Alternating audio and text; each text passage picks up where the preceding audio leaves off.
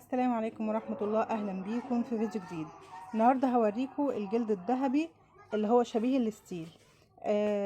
الجلد ده بيتعمل بيه ايه وبيستخدم ازاي هوريكم النهاردة في الفيديو. زي ما شايفين كده ده رول جلد طري. الجلد طري تمام، وليه بطانة في الظهر كده عاملة زي بطانة القماش،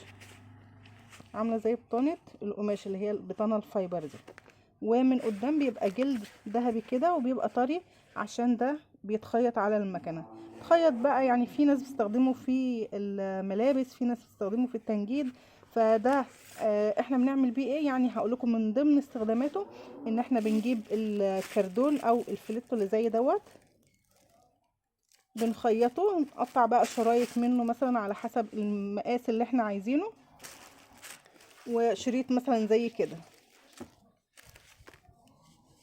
تمام على قد الفليتو، وبنعمل حساب زيادة في الخياطة، وبعدين نحط الفليتو دوت ونخيطه على المكنة، وبيتخيط في القماش بتاع الركنة او بتاع الانتريه. طبعا ده بيبقى بالطلب على حسب الموديل او على حسب ما العميل طالب. يعني كان في الفيديو اللي فات تقريبا كنت مصورة الانتريه، كان العميل طالب فيه ان الفليتو ده ما يتخيطش بنفس القماش بتاع الانتريه، وكان عايز الفليتو يبقى بالشريط الذهبي دوت تمام.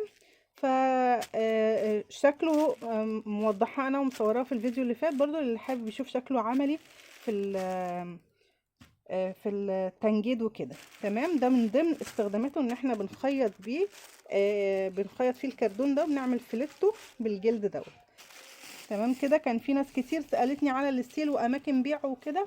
الحاجات دي بنجيبها من المحلات اللي بتبيع مستلزمات التنجيد، او الديكور، بيبقى عندهم الحاجات اللي زي ديت، سواء بقى كان ستيل اللي هو المعدن او ستيل الجلد التخين دوت اللي انا كنت مصوراه في كذا فيديو قبل كده، او سواء كان الجلد الطري اللي هو بيتخيط زي ما انتم شايفين كده تمام.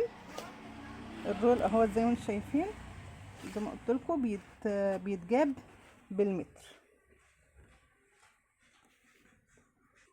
وزي ما قلت لكم هو استخداماته كتيره طبعا، مش في التنجيد بس، الخياطين بيستعملوه في الملابس او في الاحذيه، في الحاجات دي كلها، في شنط الخروج، شنط المدارس، يعني بيستخدم في حاجات كتيره قوي.